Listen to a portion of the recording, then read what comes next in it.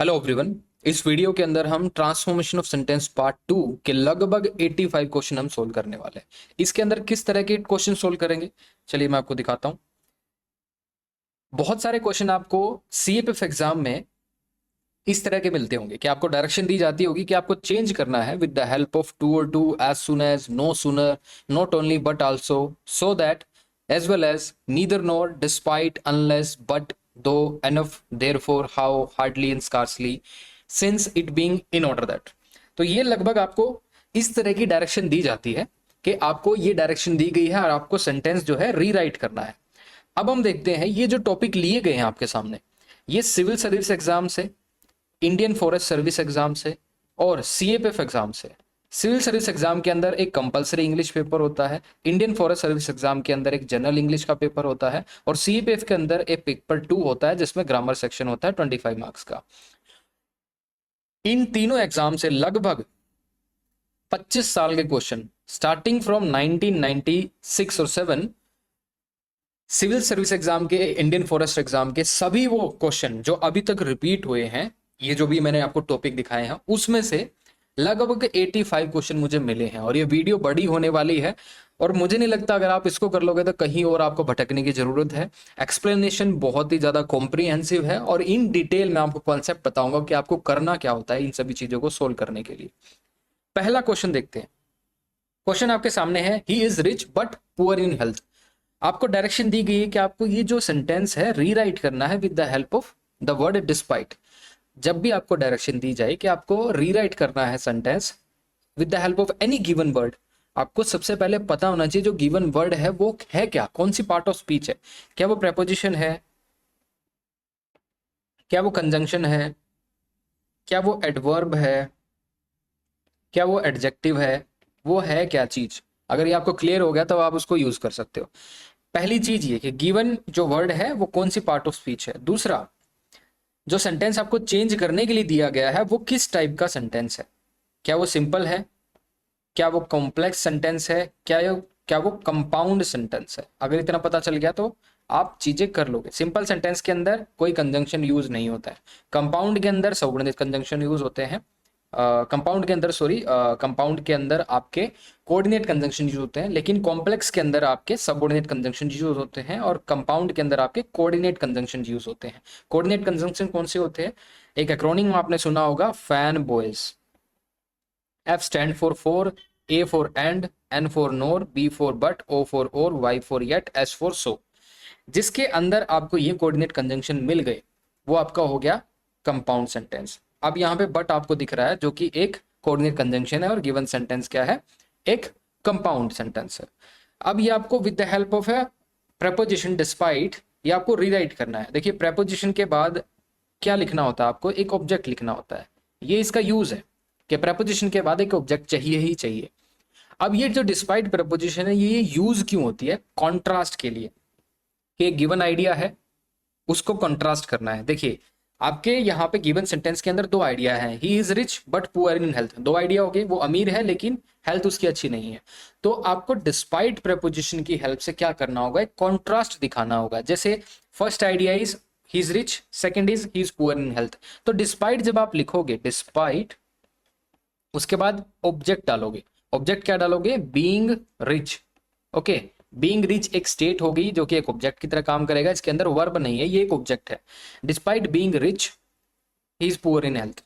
तो आपका जो आंसर होगा ये होगा, despite being rich he is poor in health. तो पहला आइडिया आपने कन्वे किया with the help of A preposition, दूसरा आइडिया आपने मेन क्लोज के अंदर डाल दिया। तो अंडरस्टैंड, ये आपकी होगी प्रेपोजिशन फ्रेज और दूसरी आपकी क्या होगी, मेन क्लोज, राइट। तो आपका जो आंसर होगा ये। नेक्स्ट देखते हैं, the stairs were so steep that I could not climb them. आपको यूज करना है टू। टू क्या होता है, ये एक एडवर्ब होता है, समझ लीजिए। लेकिन ये टू अकेला यूज नहीं होता, इसके साथ आप एक बेयर इन्फिनेटिव यूज करते हो टू। ओके, टू जो यूज करते हो एक इन्फिनेटिव होता है उसके साथ, टू और टू ये एक साथ यूज होते हैं और टू बेयर इन्फिनेटिव है, इसके साथ कोई वर्ब की बेस फॉर्म आप यूज करोगे।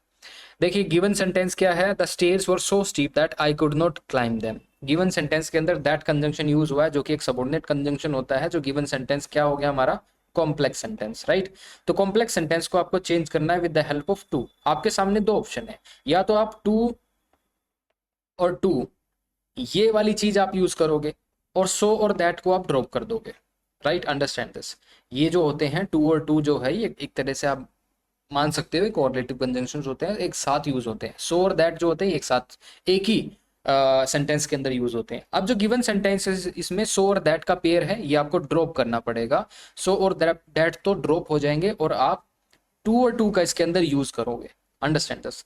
लेकिन जब भी आप इस टू वर्ड का यूज करोगे उसके साथ आपको एक नेगेटिव आइडिया जो है देना पड़ेगा। सो और दैट जो होता है पॉजिटिव आइडिया के लिए यूज होता है। The stage were so steep that I could not climb them, right. So जो होगा उसके साथ आप कोई ना कोई पॉजिटिव चीज यूज करोगे, सो स्टीप इस तरह से कोई डिग्री बताने के लिए। लेकिन टू के साथ मोस्टली आपको नेगेटिव चीज लिखनी पड़ेगी। ओके, तो जब आप इसको चेंज करोगे टू और टू के अंदर, तो ये वाला पैटर्न आपको फॉलो करना है। To plus adjective plus infinitive. The stairs were too steep, आपने टू लिखा, उसके बाद एक एडजेक्टिव लिखा जैसे इसके अंदर दिया हुआ है, उसके बाद इन्फिनेटिव लिखोगे। इन्फिनेटिव क्या होता है? टू प्लस वर्ब की form, right. The stairs were too steep, to, उसके बाद आप क्या लिखोगे? उसके बाद क्या लिखना चाहिए आपको? The stairs were too steep to be climbed by me. एक तरीका तो इसका ये होगा लिखने का कि आप क्या लिख सकते हो? The stairs were too steep to be climbed by me. मैंने इसको पैसिव बना दिया। मैंने इसको क्या बना दिया? Passive. The stairs were too steep to be climbed by me. Here the verb be climbed passive बन गया। इसका रीजन मैं आपको बताऊंगा कि मैंने इसको ऐसे क्यों यूज किया। अगर आपको टू के साथ फोर यूज करना है तो ये भी आप लिख सकते हो, the stairs were too steep for me to climb. अब फोर के बाद जो आपने मी लिखा है ऑब्जेक्टिव केस, ये क्लाइंब वर्ब का क्या हो गया?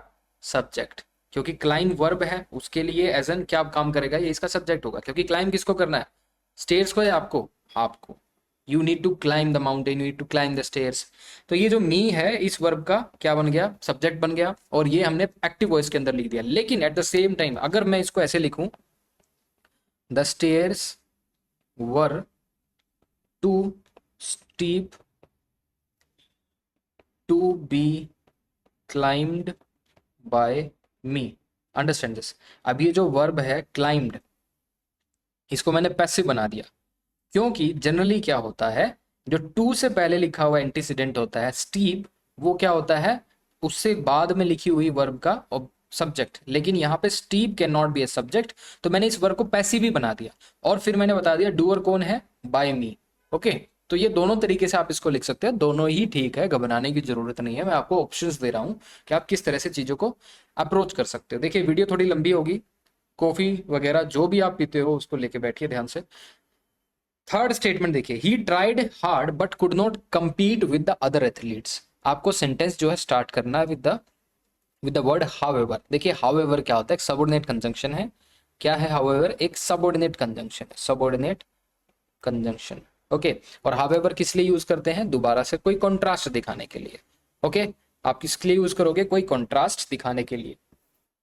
तो कॉन्ट्रास्ट जब आप दिखाओगे कि दो आइडिया के बीच में कॉन्ट्रास्ट होगा। पहला आइडिया क्या है? He tried hard but could not compete with other athletes. देखिए विद क्या है? प्रेपोजिशन, उसके बाद ऑब्जेक्ट आ गया। With is a preposition. But क्या हो गया? ध्यान से देखो, बट क्या हो गया? Coordinate conjunction. But is a coordinate conjunction जो कि क्या बनाते हैं? आपके कंपाउंड सेंटेंस। तो गिवन सेंटेंस आपका क्या होगा? कंपाउंड सेंटेंस के अंदर है। आपको हाउएवर का यूज करना है। और हाउएवर क्या होता है? Subordinate conjunction. और सबऑर्डिनेट कंजंक्शंस क्या बनाते हैं? Complex sentence. इनडायरेक्टली अगर मैं आपको बोलूं ये गिवन सेंटेंस आपको कंपाउंड से कॉम्प्लेक्स के अंदर बदलना है, तो आपको जो ज्यादा सरप्राइज नहीं होना इसके अंदर। क्योंकि बहुत बार आपको क्वेश्चन दिए जाते हैं यूपीएससी के अंदर, change this compound sentence into an complex sentence, change this complex sentence into an compound sentence. ये वही बात कहने का दूसरा तरीका है कि आपको जो सेंटेंस है, you need to start the sentence with the help of however. However क्या है? एक सबऑर्डिनेट कंजंक्शन। गिवन सेंटेंस के अंदर बट यूज हुआ है जो कि एक कोऑर्डिनेट कंजंक्शन है जो कि कंपाउंड सेंटेंस बनाता है। तो इतनी सी बात है। अब ध्यान से आप देखो, हाउएवर यूज होता है टू कंट्रास्ट और टू कंसेशन। अब मैंने हाउएवर के साथ एक आइडिया मुझे लिखना जरूरी है क्योंकि कॉन्ट्रास्ट मुझे दिखाना है। However hard he tried, he could not compete with the other athletes. ठीक है, एक आइडिया आपके सामने है, however hard he tried he could not compete with other athletes. तो ये है आपके सामने आइडिया और ये आपका आंसर हो जाएगा। हाउएवर के साथ आप लिखोगे first idea, hard he tried he could not compete with other athletes, right. इसमें कोई प्रॉब्लम हो तो प्लीज कमेंट डाउन, मैं उसके ऊपर दोबारा से एक वीडियो बना सकता हूँ या फिर उसको वहीं पे आपके सामने सोल्व किया जा सकता है। Next is he drank the coffee and wanted to leave, start the sentence with no sooner than. देखिए नो सूनर क्या होती है, एक एडवर्ब होती है। नो सूनर क्या होती है, एक एडवर्ब होती है, और आपको डायरेक्शन दी गई है कि आपको ये सेंटेंस जो है with the help of no sooner than से स्टार्ट करना है। जब भी आप नो सूनर देन से स्टार्ट करोगे और कोई भी सेंटेंस जो है अगर आपने एडवर्ब से स्टार्ट कर लिया तो ध्यान रखना वो एडवर्ब से स्टार्ट होने के लिए वो सेंटेंस जो है आपका inverted form of verb and subject कहलाएगा। ये कॉन्सेप्ट किसका हो जाएगा, inverted form of verb plus subject. इस सब्जेक्ट, ये जो चीज होती है inverted form of verb and subject, इसमें हम कोई एक्शन को एम्फसाइज करने के लिए यूज करते हैं। ये वाला जो स्ट्रक्चर आपके सामने है inverted form of verb plus subject का मतलब है आप सब्जेक्ट से पहले कोई हेल्पिंग वर्ब या फिर कोई ऑक्सिलरी वर्ब का यूज करते हो और फिर सब्जेक्ट के बाद मेन वर्ब लिखते हो फिर ऑब्जेक्ट लिखते हो। तो आप कहोगे सर ये तो स्ट्रक्चर इंटेरोगेटिव का नहीं, इंटेरोगेटिव में क्वेश्चन के एंड में अगर क्वेश्चन मार्क लगा हुआ है तो वो इंटेरोगेटिव है। अदरवाइज आपका इन्वर्टेड फॉर्म के अंदर क्या होता है, आप सबसे पहले एक एडवर्ब यूज करते हो, उसके बाद आप कोई ऑक्सिलरी वर्ब यूज करते हो, फिर आप सब्जेक्ट यूज करते हो, फिर मेन वर्ब यूज करते हो, फिर होता है कोई ऑब्जेक्ट। इसको हम बोलते हैं inverted form of verb and subject. क्यों यूज होता है, किसी एक्शन को एम्फसाइज करने के लिए। मीनिंग बता दिया मैंने आपको, inverted form of verb use क्यों होता है, इंटेरोगेटिव से अलग कैसे है ये भी बता दिया। अब ये मैंने आपको बता दिया आइडेंटिफाई कैसे करना है कि inverted form of verb and subject का ये कॉन्सेप्ट है, क्योंकि आपका जो सेंटेंस होगा किसी एडवर्ब से स्टार्ट होता होगा, पहला वर्ड ही एडवर्ब होगा, राइट। अब कैसे पता लगेगा कि नो सूनर देन एडवर्ब है, पढ़ना पड़ेगा भाई। नो सूनर देन एक एडवर्ब होती है, सेंटेंस की स्टार्टिंग उससे करनी है, तो इसका मतलब आपसे इनडायरेक्टली पूछ रहा है कि आपको चेंज करना पड़ेगा inverted form of verb and subject में। आपने नो सूनर से स्टार्ट किया, फिर मैंने आपको बता दिया उसके बाद आपको क्या लिखना है, ऑक्सिलरी वर्ब। ऑक्सिलरी वर्ब कौन सी है इसके अंदर, नो सूनर। देखिए पहले तो आप इसके अंदर आइडेंटिफाई कीजिए वर्ब कौन सी है, ड्रैंक पास्ट इंडेफिनिट टेंस हो गया, वर्ब की सेकंड फॉर्म होगी। Wanted again past indefinite tense हो गया, वर्ब की सेकंड फॉर्म, राइट। अब देखिए आपका जो गिवन टेंस है इसके अंदर वो है पास्ट इंडेफिनिट टेंस, और जब आप इसको चेंज करोगे नो सूनर देन के अंदर ये जो आपका टेंस है वो रिटेन होना चाहिए, पास्ट इंडेफिनिट टेंस के अंदर ही लिखोगे आप इसके, राइट। तो सिंपल है, नो सूनर देन के बाद आप डू डज और डिड के यूज कर सकते हो, लेकिन यहाँ पे हमने हैड का यूज किया है, पास्ट परफेक्ट टेंस यूज किया है, राइट। तो no sooner had he drunk the coffee than he wanted to leave. अब ये जो हमने पास्ट परफेक्ट यूज किया है इसके पीछे रीजन ये है कि ये जो एक्शन है ये पहले हुआ है और जो मेन क्लोज के अंदर than he wanted to leave, okay, इसके अंदर जो यूज हुआ है वो हमारा पास्ट इंडेफिनिट टेंस है। तो इससे पहले कोई एक्शन हो चुका है उसको हम एम्फसाइज करने के लिए हमने वो इन्वर्टेड फॉर्म में लिख दिया। इस एक्शन को एम्फसाइज करने के लिए हमने इन्वर्टेड फॉर्म में लिखा है, इसका यही मतलब है। No sooner had he drunk the coffee than he wanted to leave, right. Next is the police fired the first round the unruly mob dispersed, begin the sentence with no sooner. No sooner से आपको start करना, दोबारा से वही है, repeat करने की जरूरत है नहीं। दो आइडिया इसके अंदर, नो सूनर से जब आप स्टार्ट करोगे तो एटलीस्ट आपके दिमाग में ये होना चाहिए, उसके साथ पास्ट परफेक्ट टेंस आप यूज करो।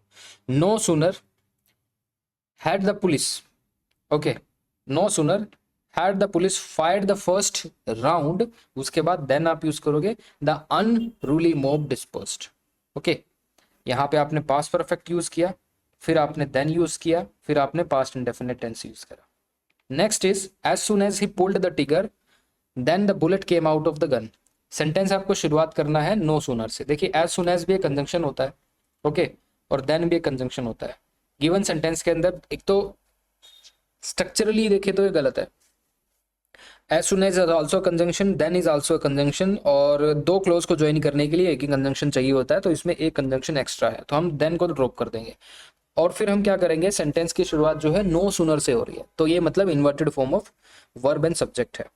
तो एज सुन एज को भी हम ड्रॉप करेंगे क्योंकि नो सूनर देन आ जाएगा, नो सूनर के साथ हम देन कंजंक्शन यूज करते हैं, राइट। नो सूनर के साथ हम देन कंजंक्शन यूज करते हैं। लेकिन गिवन सेंटेंस जो है इसके अंदर पहले ही मिस्टेक है, एज सुन एज के साथ देन यूज नहीं होता, राइट। तो सिंपल है, हम शुरुआत करेंगे नो सूनर, नो सूनर जैसे इसमें लिखा हुआ है ही पुल्ड, तो had he pulled the trigger then the bullet came out of the gun, तो ये आपका आंसर बन जाएगा। No sooner had he pulled the trigger then the bullet came out of the gun. Next देखिए, the problem is very complex. अब यहाँ से जो क्वेश्चन स्टार्ट हो रहे हैं सिविल सर्विस मेंस एग्जाम के अंदर हो रहे हैं। तो इससे पहले जो क्वेश्चन थे वो बहुत सारी हमारे देश के अंदर पब्लिक सर्विस कमीशन हैं उसमें से लिए गए थे। अब यहाँ पे देखिए, the problem is very complex, it can not be solve easily. ये सेंटेंस जो है आपको सेंटेंस कंबाइन करना है with the help of too और टू।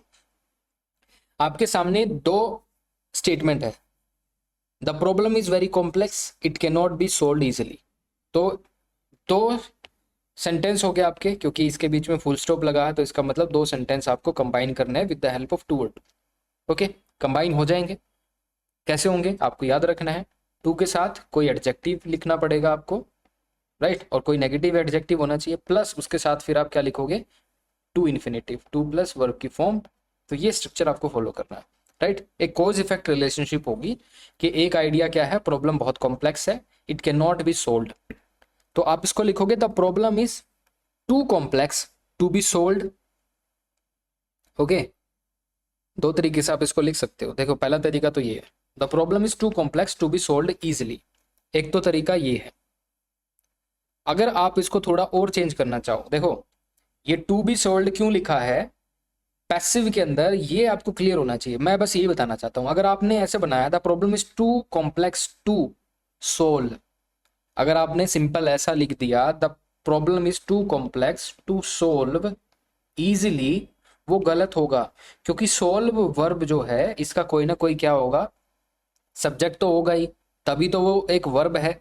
क्योंकि हम सेंटेंस के अंदर बिना किसी सब्जेक्ट के कोई वर्ब नहीं यूज कर सकते, लेकिन बिना किसी वर्ब के हम कोई सब्जेक्ट यूज कर सकते हैं, राइट। तो आपने सोल्ड वर्ब यूज की है, इसका मतलब इसका सब्जेक्ट कोई है, और वो कौन है, क्या वो कॉम्प्लेक्स है, नहीं, क्योंकि टू इन्फिनेटिव से पहले जो लिखा है कॉम्प्लेक्स, जनरली उसको ही सब्जेक्ट माना जाता है, लेकिन ये इसका सब्जेक्ट है नहीं, कॉम्प्लेक्स इसका सोल वर्ब का सब्जेक्ट नहीं है। तो इसका सब्जेक्ट जब ये नहीं है तो आपको इसको पैसिव के अंदर लिखना पड़ेगा। तो problem is too complex to be solved easily.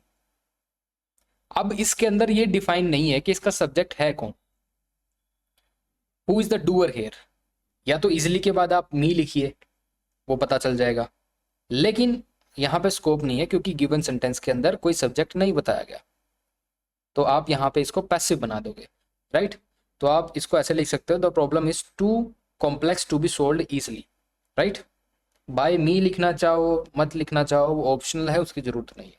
Next is he lost his purse, he lost his bicycle. Combine करना है sentences using not only but also. Not only but also क्या है, एक कोऑर्डिनेटिंग कंजंक्शन है जो कि same rank के structures को जोड़ता है। ध्यान से सुनो, ये इंपॉर्टेंट है।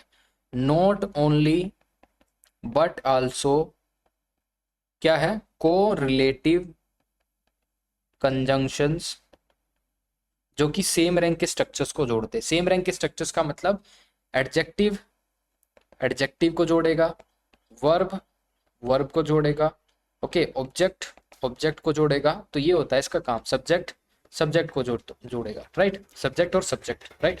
तो ये होता है correlative conjunction, not only but also. तो नॉट ओनली के बाद जो भी चीज आप लिखो, बट आल्सो के बाद भी वही लिखना पड़ेगा। नॉट ओनली के बाद कोई वर्ब लिखते हो, बट आल्सो के बाद भी वर्ब लिखना पड़ेगा। नॉट ओनली के बाद कोई सब्जेक्ट लिखते हो, बट आल्सो के बाद भी सब्जेक्ट लिखना पड़ेगा। नॉट ओनली के बाद कोई एडजेक्टिव लिखते हो, बट आल्सो के बाद भी एडजेक्टिव लिखना पड़ेगा। तो ये इसका मतलब है। कई बार मैंने देखा है नॉट ओनली के बाद वर्ब लिखते हैं, बट आल्सो के बाद सब्जेक्ट लिख देते हैं, गलत है। देख, लिखने में, सुनने में, पढ़ने में ठीक लगेगा, ग्रामेटिकली वो गलत है। अब देखिए करना क्या आपको, he lost his purse, he lost his bicycle. Combine the sentence using not only but also. पहला आइडिया क्या है, he lost his purse, he lost his bicycle. तो आप इसकी शुरुआत कैसे करोगे, या तो आप इसकी शुरुआत ऐसे कीजिए, he not only lost his purse but also lost his bicycle. Understand this. या तो आप इसको लिखिए, he not only lost his purse but also lost his bicycle. लेकिन इसमें रिपीट हो रही है क्या, वर्ब। नॉट ओनली के बाद मैंने वर्ब यूज कर दी, lost his purse but also lost his bicycle. इसमें वर्ब जो है रिपीट हो रही है, लेकिन हालांकि सेंटेंस ग्रामेटिकली ठीक है, लेकिन इसमें सुपरफ्लुअस नेचर को कम करने के लिए मैं क्या करूंगा, वर्ब नॉट ओनली से पहले लिख दूंगा। Right, he lost what, he lost not only his purse बस बट आल्सो हिज बाइसाइकिल। अब ये जो लॉस्ट है वर्ब, ये पास्ट इंडेफिनिट टेंस है। राइट, मैंने सोचा ये क्या है, प्रेजेंट है, लेकिन ये लॉस्ट पास्ट इंडेफिनिट टेंस है, ये सेकंड फॉर्म है। तो मैंने क्या किया, नॉट ओनली के बाद हिज पर्स ऑब्जेक्ट लिखा, बट आल्सो के बाद भी ऑब्जेक्ट लिख दिया। तो जस्टिफिकेशन सही है। क्या सही है कि जो मैंने आपको शुरुआत में बोला था कि not only but also correlative conjunction है, सेम रैंक के स्ट्रक्चर्स को ही ज्वाइन करेंगे। नॉट ओनली के बाद क्या है, subject, oh sorry object, but also के बाद क्या है, ऑब्जेक्ट है। तो object number 1 and object number 2 not only के बाद लिखे गए हैं और बट आल्सो के बाद लिखे गए हैं, तो आपका सेंटेंस ग्रामेटिकली ठीक है। दूसरा तरीका इसको लिखने का जो मैंने आपको बता दिया वो भी करेक्ट है। दोनों में से कोई भी यूज कर सकते हो। He ran very fast. He did not want to miss the train. Rewrite the sentence using so as. So as क्या है, दोबारा से ध्यान से देखो। so as आपको सेंटेंस so as का यूज करके दोबारा से लिखना है, लेकिन इसमें गिवन क्वेश्चन के अंदर दो सेंटेंस है, जैसे he ran very fast, sentence number 2 sorry 1, he did not want to miss the last train, miss the last train, ये हो गया आपका सेंटेंस नंबर 2। दोनों को आपको सेंटेंस को ज्वाइन करके सो एज का यूज करके ज्वाइन करके दोबारा लिखना है। तो कैसे लिखोगे, सो प्लस इन्फिनिटिव यूज होता है। देखिए, सो प्लस इन्फिनिटी जब भी आप यूज करते हो, उसके बाद आपको कोई पर्पस या इंटेंशन बतानी पड़ती है। वो तेज भागा तो क्यों भागा, he ran fast, he ran very fast, why, so as to not miss the train. Okay, तो आप इसको कैसे लिख सकते हो, he ran very fast so as not to miss the last train. तो सिंपल है, आपको ये पता होना चाहिए सो एज यूज क्यों होता है, कोई भी पर्पस इंटेंशन आपको क्लियर करनी होती है, इसलिए यूज होता है। Next is my friend does not drink, he does not smoke. दोनों सेंटेंस को कंबाइन करना है यूजिंग नीदर नोर। नीदर नोर दोबारा से क्या होगा, कोरिलेटिव कंजंक्शन, सेम रैंक के स्ट्रक्चर्स को जोड़ेगा।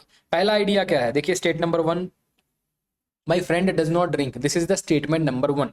Second is he does not smoke, that is statement number 2।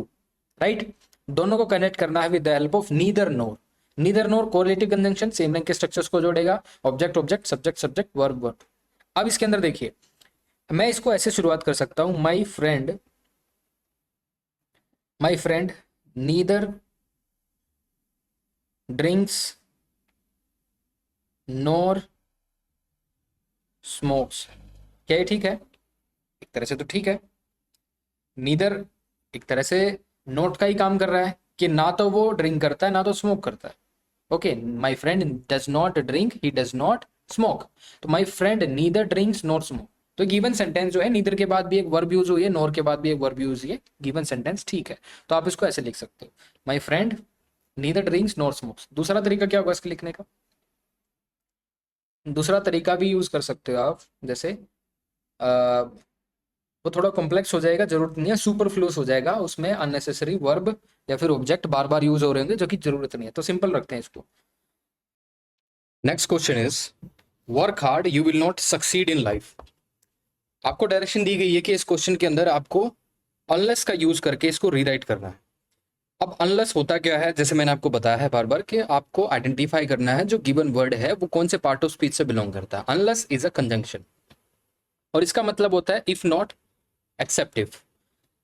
अगर आप अनलेस के साथ कोई भी क्लोज में नेगेटिव वर्ड यूज करते हो तो वो ठीक नहीं है, क्योंकि इसका मतलब इफ नॉट होता है, एक्सेप्टिव होता है।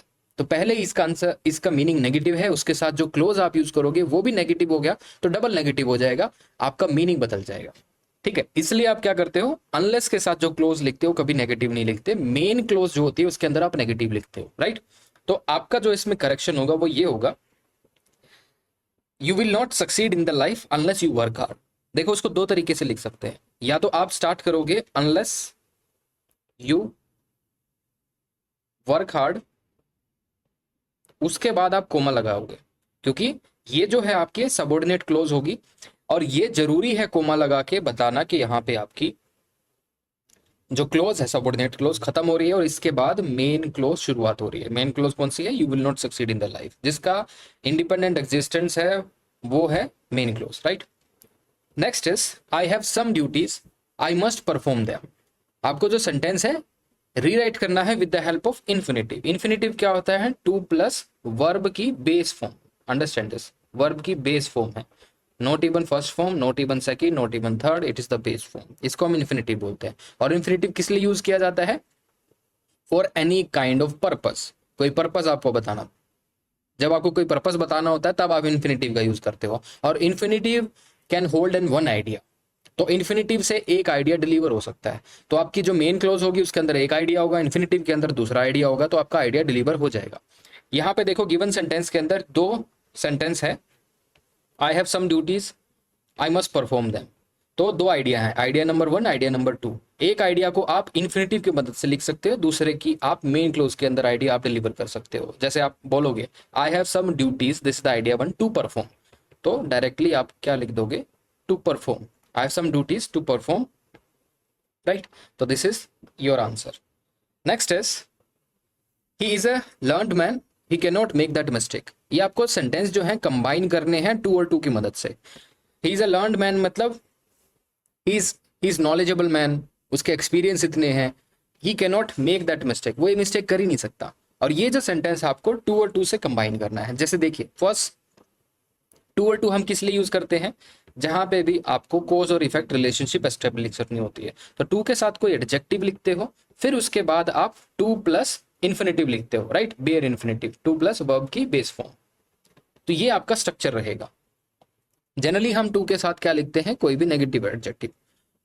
लेकिन इस केस में आप देखिए ही is a learned man he can not make that mistake. अगर आप इसको लिखोगे, इसका जो मेन मीनिंग है is a learned man he can not make that mistake, अगर आपको सेम मीनिंग डिलीवर करना है तो आप यहां पे लिखिए he is to learn to make that mistake. तो इसमें आपका आइडिया डिलीवर हो गया, he is to learn to make that mistake. देखिए टू मेक इन्फिनेटिव हो गया, टू उसके साथ एक एडजेक्टिव यूज हुआ है जो कि पास्ट पार्टिसिपल है, लर्न की थर्ड फॉर्म है लर्नड, उसके साथ आप देखोगे ये ही को डिफाइन कर रहा है, ये एडजेक्टिव जो है ही को डिफाइन कर रहा है। तो आपका जो चेंज होना था कंबाइन द सेंटेंसेस, इससे क्या हो गया है? बिल्कुल करेक्ट हो गया है। Next is as soon as he went there the uproar commenced. आपको सेंटेंस रीराइट करना है as soon as and put no sooner then. देखिए एज सुन एज भी क्या होता है? कंजंक्शन होता है। और नो सुनर देन क्या होता है? No sooner is a adverb. आपको रिमूव करना है as soon as, right. As soon as क्या है? ये देखिए ध्यान से, ये कंजंक्शन है और ये सबऑर्डिनेट कंजंक्शन है। एज सुन एज के बाद जो लिखी है ये सबऑर्डिनेट क्लोज है, ही वेंट देयर, फिर कोमा का यूज किया है to distinguish between subordinate clause and the main clause, right. The uproar commenced क्या है? ये है आपकी मेन क्लोज। अब आपको क्या करना है? एज सुन एज को ड्रॉप करोगे। जब आप एज सुन एज को ड्रॉप करोगे, ये कंजंक्शन है, इसके लिए आप दूसरा कोई कंजंक्शन यूज करोगे, प्लस ये भी साथ में ध्यान रखना है नो सुनर एडवर्ब है और आपकी स्टार्टिंग जो होगी क्वेश्चन की और आंसर की वो नो सुनर एडवर्ब से होगी। और मैंने आपको पहले भी बताया था किसी भी सेंटेंस के अंदर अगर आप एडवर्ब से स्टार्ट कर रहे हो तो आपका जो सेंटेंस होगा वो इन्वर्टेड फॉर्म में चला जाएगा। इन्वर्टेड फॉर्म का मतलब है आपके सब्जेक्ट से पहले कोई ना कोई एडवर्ब लिखी होगी, प्लस ऑक्सिलरी वर्ब लिखी होगी, प्लस सब्जेक्ट के बाद मेन वर्ब लिखी होगी, फिर ऑब्जेक्ट लिखा होगा, तो इसको बोलते हैं इन्वर्टेड फॉर्म। हालांकि इंटरोगेटिव सेंटेंस नहीं है, इस सेंटेंस ये इन्वर्टेड होने के पीछे एक रीजन है, आपको कोई आइडिया को एम्फोसिस करना है, राइट। नो सुनर के साथ जो भी आइडिया आप लिखोगे उसको एम्फोसिस करने के लिए हम ये नो सुनर का यूज करते हैं। देखिए अब हम जब इसमें लिखेंगे नो सुनर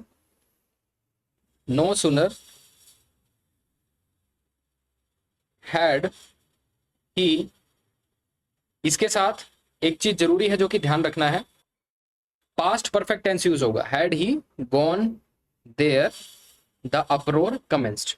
हमने पास्ट परफेक्ट क्यों यूज किया? क्योंकि हम बताना चाहते हैं ये एक्शन उस एक्शन से पहले हुआ है, राइट।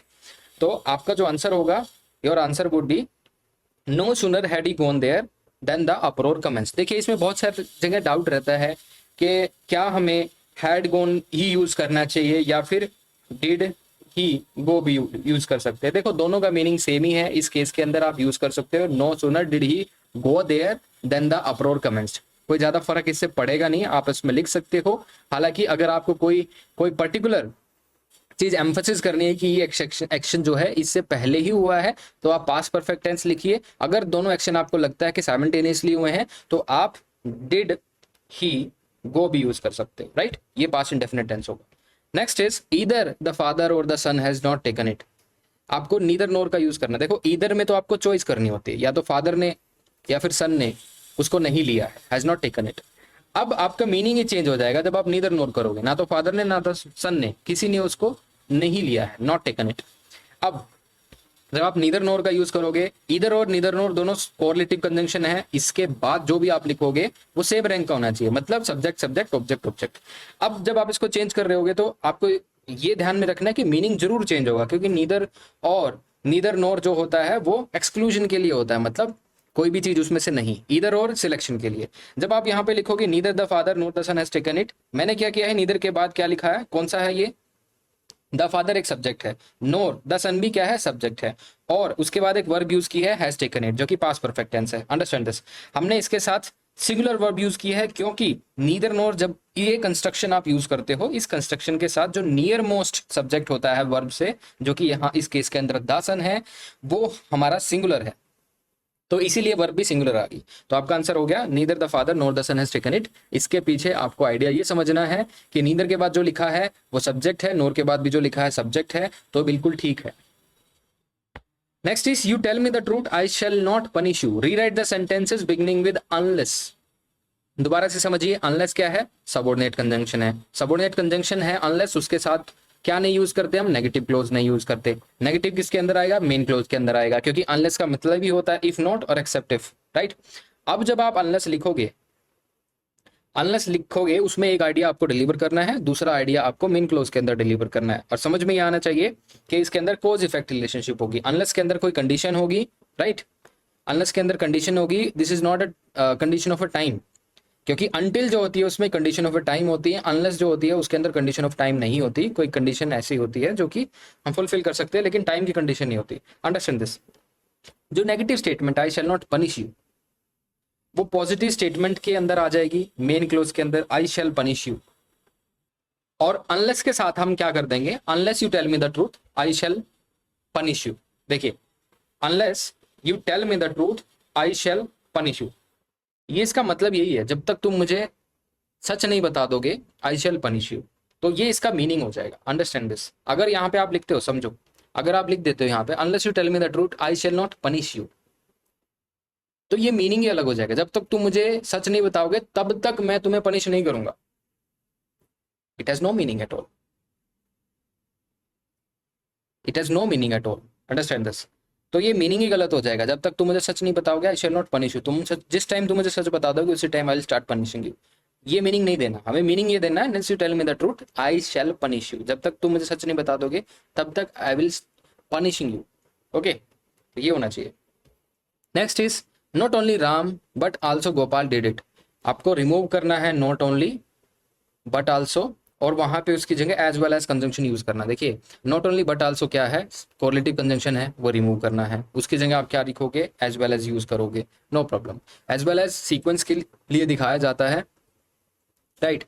और कुछ सीक्वेंस होता है और किसी का आपको दिखाना पड़ता है कि एम्फोसिस करना पड़ता है कि फर्स्ट एलिमेंट भी जो इसके अंदर है, सेकंड एलिमेंट भी जो इसके अंदर है, दोनों के अंदर कोई ना कोई कोरोलॉजी है, वो दिखाने के लिए आप यहाँ पे एज वेल एज का यूज करते हो। तो जाहिर सी बात है, नॉट ओनली बट आल्सो को तो आपको ड्रॉप करना ही पड़ेगा।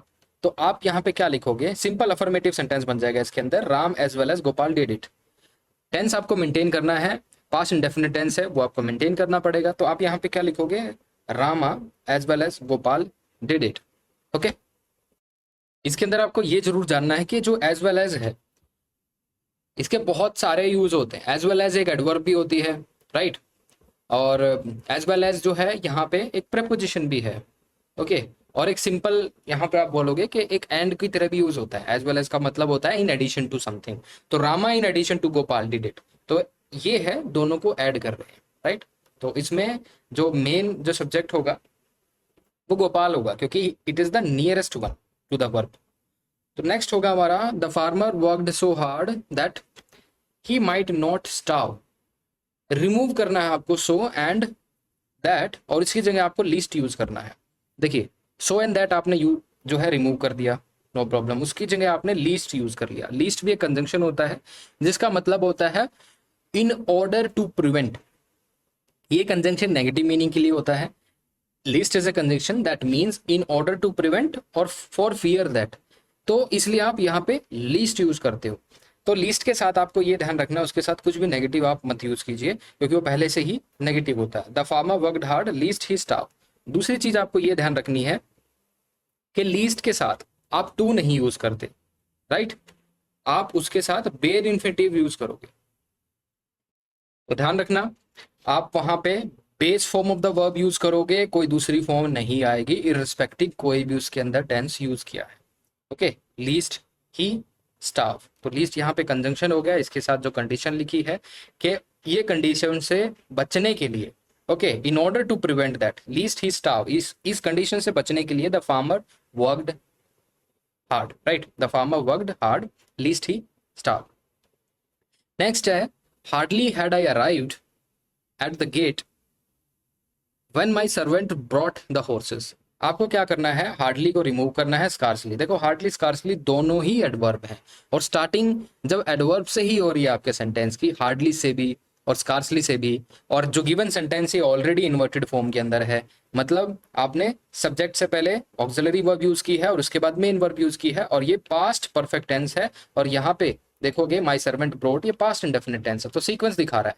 सीक्वेंस क्या है, इस एक्शन से पहले ये पास्ट परफेक्ट टेंस वाला एक्शन हो चुका है। Hardly had I arrived at the gate, मैं वहां पे आया भी नहीं था, when my servant brought the horse. करना क्या है, आपको हार्डली को रिप्लेस कर देना है स्कार्सली से, आपका सिंपली वैसे ही ठीक हो जाएगा। Scarcely had I arrived at the gate when my servant brought the horse, right. Next is he does not love his daughter, he does not love his wife either. देखिए either यहाँ पे use हुआ है।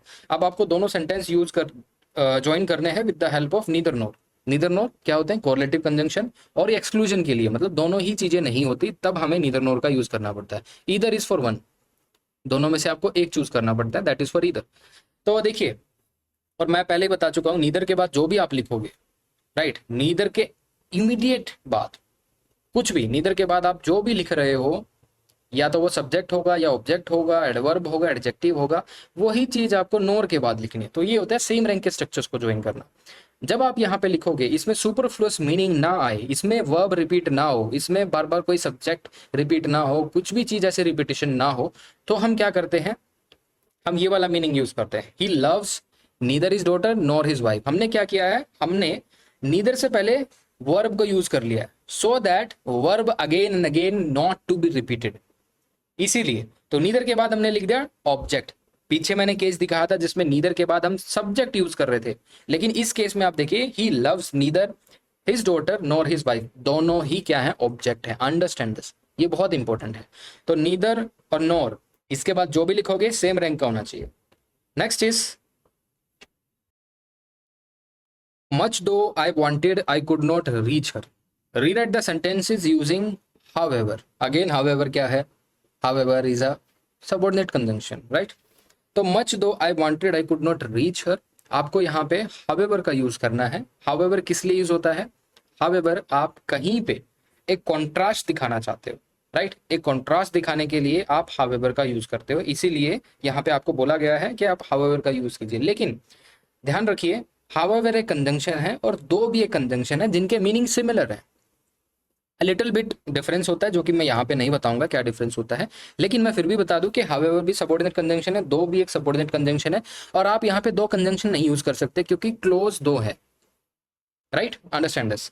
आपको दो close को join करने के लिए एक कंजंक्शन चाहिए। This is clause number 1, suppose this is clause number 2, और इसको ज्वाइन करने के लिए एक कंजंक्शन चाहिए। सपोज एक और क्लोज आ जाती है, क्लोज नंबर सपोज 3 आ जाती है, तो उसको ज्वाइन करने के लिए कंजंक्शन नंबर 2 चाहिएगा टू ज्वाइन क्लोज नंबर 3। अब आपको क्या करना पड़ेगा, दो को तो ड्रॉप करना पड़ेगा क्योंकि दो ही क्लोज है, तो दो आप ड्रॉप कर दोगे, हाउएवर यूज करोगे। एट द सेम टाइम आप मच दो को रिप्लेस कर सकते हो, मच को रिप्लेस कर सकते हो वेरी मच से, right, to maintain the intensity of the desire. तो आपका जो यहाँ पे करेक्शन होगा या रीराइट करोगे द सेंटेंस से, ये लिखोगे I wanted very much to reach her, however I could not. However किस लिए यूज होता है, to show the opposite result. However किस लिए यूज होता है, to show the opposite result. एक कॉन्ट्रास्ट के लिए, अंडरस्टैंड दिस। हाउएवर किस लिए यूज होगा? रिजल्ट के लिए, अंडरस्टैंड दिस। हाउएवर के बाद जो भी आप लिखोगे that should be an opposite result. अब आप लोग कब सोच रहे होगे कि इसको ऐसे भी तो लिख सकते हैं sir, however I wanted I could not reach हर, वो गलत हो जाएगा। हाउएवर के साथ जो भी आप लिखोगे that must be a result और ऑपोजिट रिजल्ट होना चाहिए। I wanted very much to reach her, this is your intention, however I could not and this is the result. इसलिए हाउएवर के साथ जो भी आप लिखो, यही सीखने का है इसके साथ कि हाउएवर इसमें से कौन से स्टेटमेंट के साथ, कौन सी क्लोज के साथ आप यूज करोगे, this is the thing you need to learn with this. Okay, next is as soon as the concert ended it begin to rain. देखिए एज सुन एज क्या है? कंजंक्शन है, और एंडेड क्या होगी? पास्ट इंडेफिनिट टेंस होगा। It begin verb की second form होगी, पास्ट इंडेफिनिट टेंस हो गया। बिगिन टू रेन रिप्लेस करना आपको एज सुन एज से with hardly. Okay, understand this. Hardly क्या है? एडवर्ब। जब आप एज सुन एज को हार्डली से रिप्लेस करोगे तो इमीडिएटली पता चल जाना चाहिए कि सेंटेंस की स्टार्टेड हार्डली से हो रही है, जो कि एक एडवर्ब है। इन्वर्टेड फॉर्म लिखनी पड़ेगी। इन्वर्टेड फॉर्म का मतलब है सब्जेक्ट से पहले कोई ऑक्सिलरी वर्ब लिखोगे, फिर उसके बाद मेन वर्ब लिखोगे, then you will write the main idea. आगे आ गया होगा समझ में? ठीक है, तो आपको क्या करना है? हार्डली से एज सुन एज को रिप्लेस करना है, फिर आप क्या लिखोगे? Had the concert ended when it began to rain. देखिए हार्डली और व्हेन का कोरिलेटिव होता है, इनका एक साथ हम यूज करते हैं, पैटर्न में यूज करते हैं। तो hardly had the concert ended when it began to rain. लेकिन आप लोग इसमें बहुत सारे लोग कंफ्यूज होते हैं बार बार कि सर व्हाई ओनली हैड। देखिए जब हम इसको पास परफेक्ट टेंस में लिखते हैं तो ये क्लियर हो जाता है कि इस जिस भी चीज को हम एम्फोसिस कर रहे हैं वो पहली हुई है। Hardly had the concert ended when it begin to rain. हमारे कहने का मतलब है कि जब कॉन्सर्ट एंड ही हुआ था और उसके बीच में कोई टाइम गैप नहीं है, जब बारिश आ गई, तो एटलीस्ट हमें ये क्लियर हो जाता है कि जो वो इवेंट हुआ कॉन्सर्ट एंड होने का, उसके बाद जो रेन आई, उसके बीच में टाइम गैप बहुत कम है, सीक्वेंस ऑफ इवेंट है, नो प्रॉब्लम। लेकिन वो जो इवेंट है वो पहले हो चुका है, इसलिए हम उसका एम्फोसिस करने के लिए इसको पास्ट परफेक्ट में लिखते हैं। ओके, लेकिन हम इसमें पास्ट टू पास्ट नहीं जा रहे, अंडरस्टैंड दिस। फिर भी अगर आप लिखना चाहो hardly did the concert end when it begin to rain, वो करेक्ट होगा। ठीक है। As the bus to the airport was late we could not catch the plane. आपको जो सेंटेंस है हैड द बस से स्टार्ट करना है। देखिए ये है कंडीशनल, और कौन सा कंडीशनल है? थर्ड, क्लोज कंडीशनल, जिसके अंदर कंडीशन भी पास्ट की होती है, रिजल्ट भी पास्ट का आ रहा होता है। अब हैड द बस मुझे कैसे पता चला? इमीडिएटली, क्योंकि मैंने पढ़ाया है, जो कोर्स हमने कंडक्ट किया है ग्रामर 3.0, उसके अंदर हमने बताया कि कंडीशन को आइडेंटिफाई कैसे करते हैं। अब जो आपका सेंटेंस जो है, जब आपको बोला गया है हैड द बस से स्टार्ट कीजिए, जब आप हैड द बस से स्टार्ट करोगे इमीडिएटली मैंने बताया कि आइडेंटिफाई कैसे करते हैं। मेन चीज आपके दिमाग में ये होनी चाहिए, हाउ यू हैव आइडेंटिफाइड। आपने आइडेंटिफाई ही कैसे किया है कि एक क्लोज कंडीशनल है। उसके अंदर बताई गई आइडेंटिफिकेशन टेक्निक कि आपकी जो कंडीशन होगी उस कंडीशन के साथ हैड प्लस वर्ब की थर्ड फॉर्म यूज होगी, और मेन क्लोज के अंदर वुड, कुड या शुड के साथ हैव प्लस वर्ब की थर्ड फॉर्म यूज की गई है, उसको हम क्या बोलते हैं? Close conditional. और दूसरे शब्दों में इसको हम थर्ड कंडीशनल भी बोलते हैं। अब देखिए as the bus to the airport was late, देखो एज क्या होता है? कंजंक्शन होता है, as is also conjunction. As the bus to the airport was late we could not catch the plane. अब आपको सेंटेंस जो है हैड से शुरू करना है, और मैंने आपको बताया है हैड के साथ यहाँ पे क्या लिखना पड़ेगा? वर्ब की थर्ड फॉर्म, और लेट है यहाँ पे, had the bus to the airport was late. अब देखिए had the bus to the airport not been late we could have caught the plane.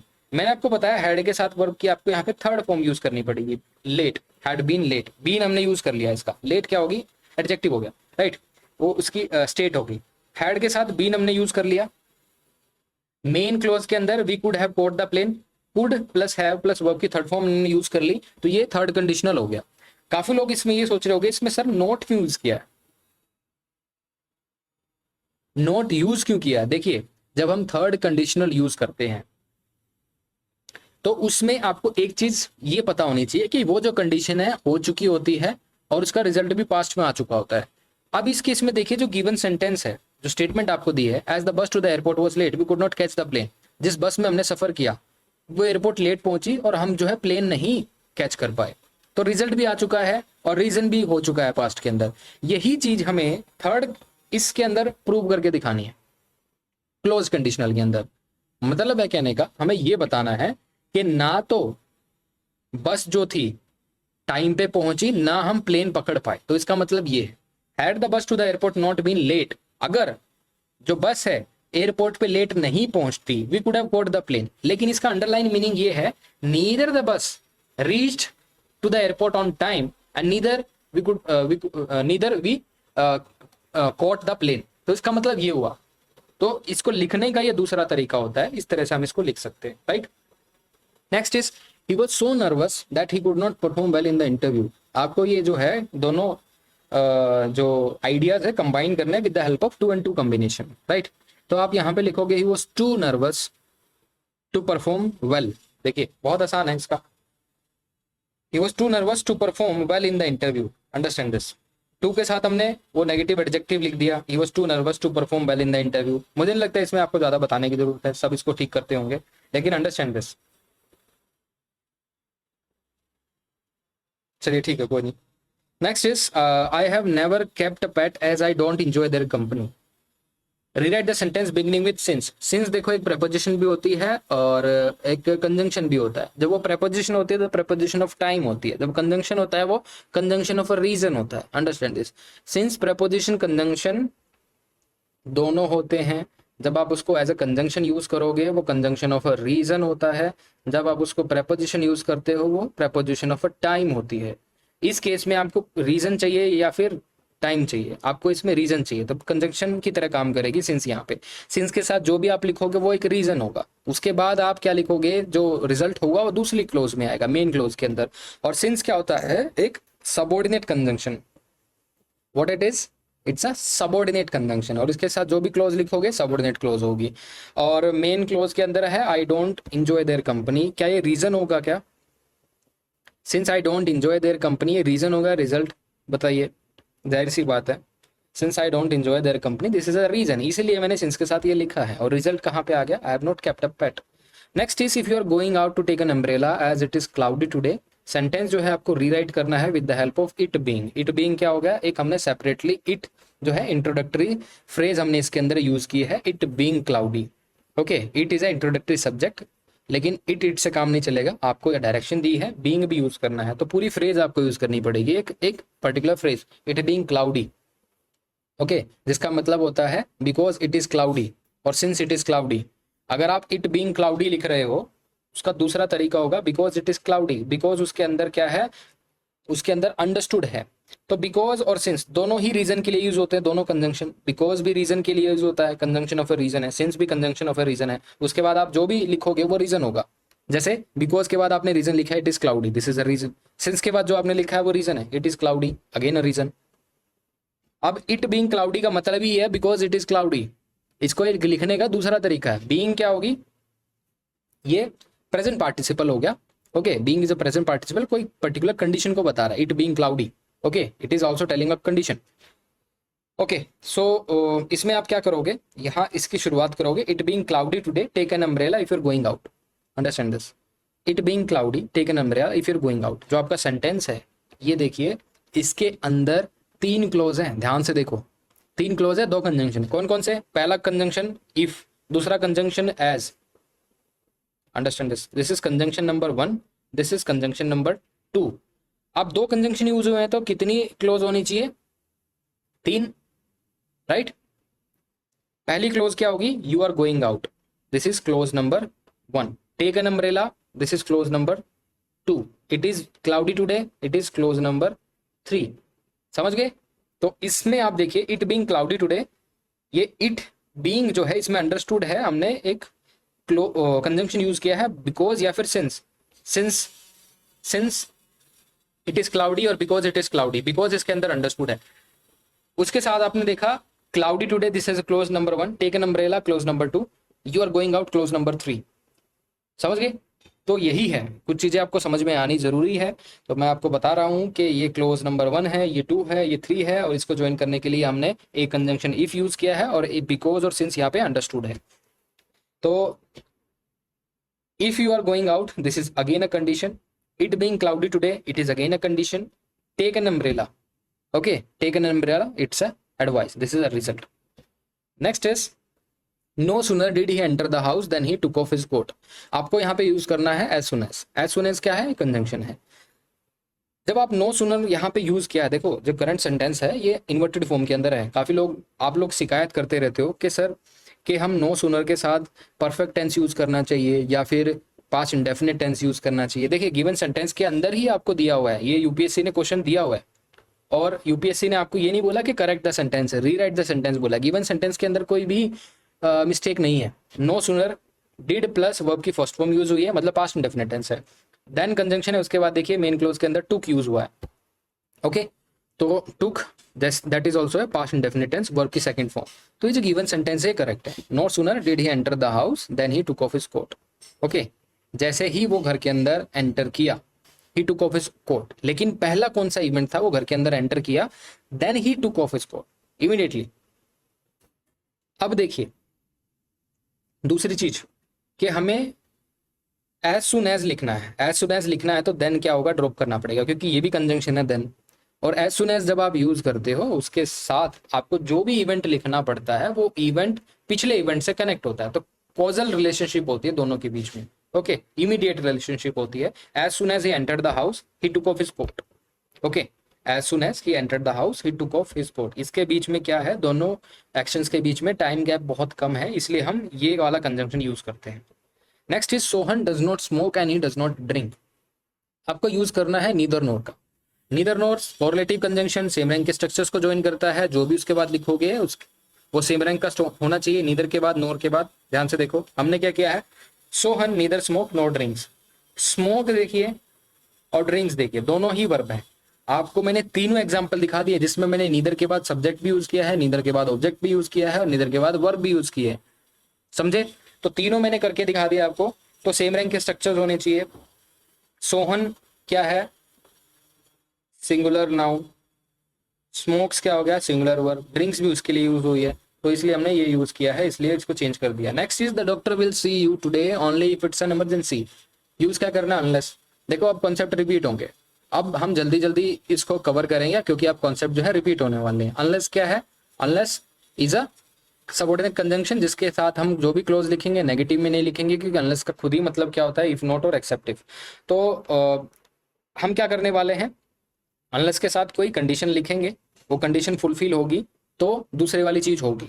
जैसे हमने लिखा है unless it's an emergency the doctor will not see you today, okay. Unless के साथ जो condition लिखी है अगर वो कंडीशन फुलफिल होती है तो ये होगा सेकंड वाली चीज, the doctor will not see you today unless it's an emergency. जब तक इमरजेंसी नहीं है, जब तक डॉक्टर नहीं मिलेगा, right. Next is you can borrow the book if you return it. आपको यहाँ पे यूज करना है प्रोवाइडेड दैट। प्रोवाइडेड दैट क्या है, अंडरस्टैंड दिस। प्रोवाइडेड दैट मतलब कोई कंडीशन दी गई है, इसका मतलब होता है इफ एंड ओनली इफ। अगर आप प्रोवाइडेड दैट को रिप्लेस करना चाहो तो यहाँ पे आप इसकी जगह भी लिख सकते हो if and only if, right. कोई कंडीशन लगाई होती है। You can borrow the book if you return it soon.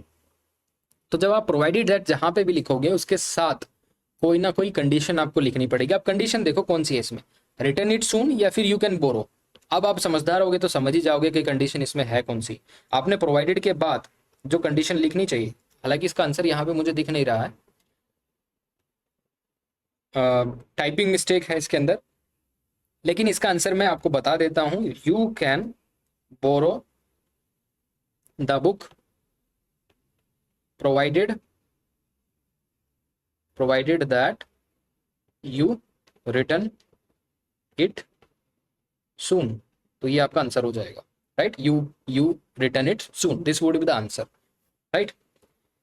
Next is I can't explain the situation, it is too complicated. आपको इसके अंदर जो यूज करना है टू और टू यूज करना है दोबारा से। अब देखिए टू के साथ जो आप यूज करोगे वो नेगेटिव जो नेगेटिव एडजेक्टिव होगा वो यूज करने वाले। तो गिवन क्वेश्चन के अंदर भी आप दिख रहे होगे कि दो स्टेटमेंट है, एक के साथ तो लिखा ही हुआ है it is too complicated, right. तो लिख दो, यहां पे आप लिखोगे it is too complicated, it is too complicated for me to explain. देखिए इसमें जाहिर सी बात है आपको ये समझना पड़ेगा, it is too complicated for me to explain. यहां पे मैंने कॉम्प्लीमेंटेड के बाद, फोर प्रेपोजिशन के बाद मैंने ऑब्जेक्टिव केस लिखा है मी, अंडरस्टैंड दिस, क्योंकि आई को मैंने चेंज कर दिया है मी के अंदर और फॉर प्रपोजिशन का उसको ऑब्जेक्ट बना दिया है। इससे क्या पता लगा कि ये जो एक्सप्लेन वर्ब है इसका डूअर कौन है, मी। तो इसलिए जो वर्ब एक्सप्लेन हो गया इसको मुझे पता चल गया कि इसका डूअर कौन है, इसका सब्जेक्ट कौन है, मी, राइट। इसलिए इसको हमने एक्टिव वॉइस के अंदर लिखा है। सपोज अगर अगर मैं इसको ऐसे लिखूं, the situation is too complicated, it's too complicated to, दोबारा से देखो टू और टू का पेयर यहां पे बन गया। अगर मैं इसको ऐसे लिखूं, the situation is too complicated to, अगर यहां पे मुझे वर्ब लिखनी होगी पैसिव वॉइस में लिखोगे तो टू बी एक्सप्लेन्ड बाय मी। तो इस वर्ब का जो सब्जेक्ट है वो कॉम्प्लिकेटेड नहीं है, इसीलिए हमने क्या किया है, इसको पैसिव में डाल दिया। क्योंकि टू से पहले जो लिखा होता है वो कई बार हम सोचते हैं कि इसका क्या होगा, टू के बाद लिखी हुई वर्ब का सब्जेक्ट होगा, लेकिन complicated is not a subject of the verb explain, तो उसको हमने पैसिव के अंदर डाल दिया है। फिर हमने बाद में उसको बताया है कि बाय मी, फिर हमने बताया इसका डूअर है कौन, मी। तो दोनों तरीके से ठीक है, अगर आप जैसे भी इसको लिखना चाहो, the situation is too complicated for me to explain or the situation is too complicated to be explained by me, both are correct.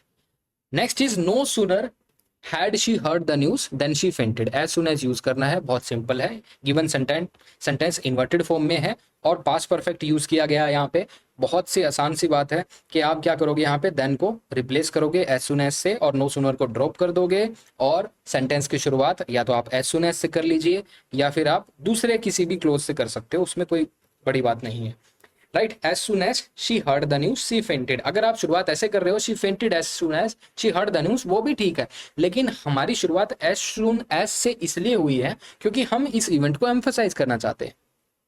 As soon as she heard the news she fainted, इसको emphasize करने के लिए हमने यहां से शुरुआत की है। हालांकि अगर आप शी फेंटेड पहले लिखोगे, she fainted as soon as she heard the news, तो आपको इसमें घबराने की बात नहीं है। और शी फेंटेड के बाद यहाँ पे आपको कोमा लगाने की भी जरूरत नहीं है, अगर आप पहले शी फेंटेड मतलब मेन क्लोज लिख रहे हो। अगर आप सेंटेंस के अंदर पहले सबऑर्डिनेट क्लोज लिखते हो उसके बाद तो कोमा लगाने की जरूरत पड़ती है क्योंकि आपको डिफरेंशिएट करना पड़ता है, लेकिन पहले अगर आप मेन क्लोज यूज कर रहे हो उसके बाद सबऑर्डिनेट क्लोज यूज कर रहे हो तो आपको ये करने की जरूरत नहीं है। Next is he was not intelligent, he was not industrious, आपको यूज करना है नीदर नॉर। देखिए नीदर नॉर सेम रैंक के स्ट्रक्चर को ज्वाइन करेगा। अब क्या इसके साथ ज्वाइन करना चाहते हो आप, नीदर के बाद क्या ही लिखना चाहते हो, सब्जेक्ट लिखना चाहते हो, नीदर के बाद क्या कोई वर्ब दिख रही है आपको, वॉज है यहाँ पे, लिंकिंग वर्ब है। देखिए इंटेलिजेंट और इंडस्ट्रियस दोनों ही एडजेक्टिव है, तो कोशिश करिए दोनों एडजेक्टिव को ज्वाइन करिए नीदर नॉर से, बहुत सिंपल है। He was neither the intelligent nor the industrious, तो आपके सामने चारों एग्जाम्पल मैंने दिखा दिए, सब्जेक्ट को भी कनेक्ट कर रहा है, ऑब्जेक्ट को भी, वर्ब को भी और एडजेक्टिव को भी, सारी चीजें आपको दिखा दी। Next is he only laughed he did not do anything else, आपको जो है सेंटेंस रीराइट करना है with the help of a coordinating conjunction but, तो आपका सेंटेंस क्या बनेगा,